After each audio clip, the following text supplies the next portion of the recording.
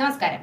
സ്ത്രീകളുടെ ശരീരത്തിൽ ഈസ്ട്രജൻ എന്ന ഹോർമോൺ പ്രൊഡ്യൂസ് ചെയ്യുന്നത് പോലെ തന്നെ പുരുഷ ഹോർമോണായ ടെസ്റ്റോസ്റ്ററോണും ചെറിയ തോതിൽ ഉൽപ്പാദിപ്പിക്കുന്നുണ്ട്. ഇത് സ്ത്രീകളിൽ എല്ലുകളുടെ ആരോഗ്യത്തിനും മസിൽസിന്റെ ആരോഗ്യത്തിനും ഒക്കെ ഇത് ഹെൽപ്പ് ചെയ്യുന്നുണ്ട്.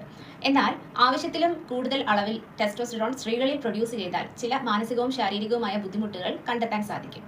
ഇത്തരത്തിൽ പുരുഷ ഹോർമോണായ ടെസ്റ്റോസ്റ്ററോൺ സ്ത്രീകളിൽ കൂടുന്നതിന്റെ പ്രധാനപ്പെട്ട ലക്ഷണങ്ങൾ എന്തൊക്കെയാണെന്ന് ഇന്നത്തെ വീഡിയോയിൽ നമുക്ക് നോക്കാം. ആദ്യത്തെ ലക്ഷണമാണ് സ്ത്രീകളിൽ അനാവശ്യമായിട്ടുള്ള രോമ വളർച്ച ഉണ്ടാവും.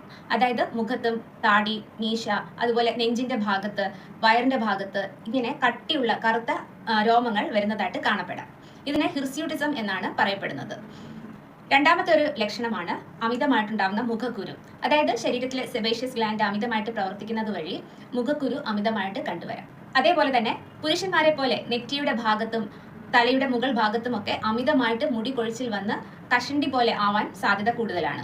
അതുപോലെ പീരീഡ്സ് ഇല്ലാത്തൊരവസ്ഥ, അതും പുരുഷ ഹോർമോണായ ടെസ്റ്റോസ്റ്ററോൺ സ്ത്രീകളിൽ കൂടുമ്പോൾ ഇങ്ങനെ ഒരു ലക്ഷണം കണ്ടുവരാറുണ്ട്. അതേപോലെ തന്നെ മസിൽസ് അമിതമായിട്ട് വികസിക്കുക, അല്ലെങ്കിൽ ശബ്ദത്തിന് കൂടുതൽ ഗാംഭീര്യം ഉണ്ടാവുക, ഇതൊക്കെ അമിതമായിട്ട് ടെസ്റ്റോസ്റ്ററോൺ സ്ത്രീകളിൽ വന്നു കഴിഞ്ഞാൽ കാണുന്ന ലക്ഷണങ്ങളിൽ പെട്ടതാണ്.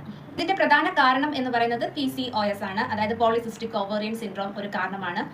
അതുപോലെ തന്നെ അമിതവണ്ണം, ഇൻസുലിൻ റെസിസ്റ്റൻസ്, അഡ്രിനൽ ഗ്രന്ഥികളിൽ ഉണ്ടാവുന്ന പ്രശ്നങ്ങൾ, ഇതൊക്കെ ഇതിന്റെ ഒരു റീസൺസ് ആണ്. അതേപോലെ തന്നെ മാനസികമായിട്ട് ഒരുപാട് ഡൗൺ ആവുകയും മൂഡ് ചേഞ്ചസ് ഒക്കെ ഒരുപാട് വരികയും അമിത ദേഷ്യം വരികയും ചെയ്യുന്നതായിട്ട് കാണപ്പെടാറുണ്ട്. ഇത്തരം ലക്ഷണങ്ങളെല്ലാം കൂടെ ഒരുമിച്ച് വരണം എന്നില്ല. പക്ഷെ ഇത്തരത്തിൽപ്പെട്ട ഒന്നോ രണ്ടോ ലക്ഷണങ്ങൾ വന്നാലും അത് ഒരു ഡോക്ടറെ കണ്ട് അതിനുവേണ്ടി ടെസ്റ്റുകൾ ചെയ്യുന്നത് ഒന്ന് നന്നായിരിക്കും. ഇത്തരത്തിലുള്ള പ്രശ്നങ്ങൾ കണ്ടുവരികയാണെങ്കിൽ മെഡിസിൻസ് കഴിക്കുന്നതിനോടൊപ്പം തന്നെ ഫൈബർ റിച്ച് ആയിട്ടുള്ള ഭക്ഷണങ്ങൾ, ന്യൂട്രിയൻസ് റിച്ച് ആയിട്ടുള്ള ഭക്ഷണങ്ങൾ കഴിക്കുന്നത് നന്നായിരിക്കും.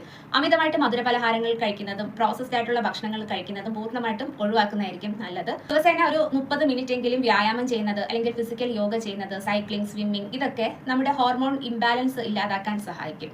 അമിതവണ്ണം ഉണ്ടെങ്കിൽ ശരീരഭാരം കുറയ്ക്കുന്നതും വളരെ നന്നായിരിക്കും. സമ്മർദ്ദം, അമിതമായിട്ട് സ്ട്രെസ് ഉള്ളപ്പോൾ കോർട്ടിസോൾ എന്ന ഹോർമോൺ പ്രൊഡ്യൂസ് ചെയ്യുകയും ഇത്തരത്തിൽ ഹോർമോണൽ ഇംബാലൻസ് ഉണ്ടാകുന്നതിന് കാരണമാവുകയും ചെയ്തേക്കാം. അതുകൊണ്ട് തന്നെ അമിതമായിട്ട് സ്ട്രെസ് ഉണ്ടെങ്കിൽ സ്ട്രെസ് മാറാനുള്ള ടെക്നിക്സ് ഒക്കെ കണ്ടെത്തുക, അത് പരിശീലിക്കുക. എന്തെങ്കിലും ഒരു മെഡിറ്റേഷൻ പ്രാക്ടീസ് ചെയ്യുന്നതൊക്കെ നന്നായിരിക്കും. കൃത്യമായിട്ട് ഉറക്കം ലഭിക്കുന്നുണ്ടെന്ന് ഉറപ്പുവരുത്തുക.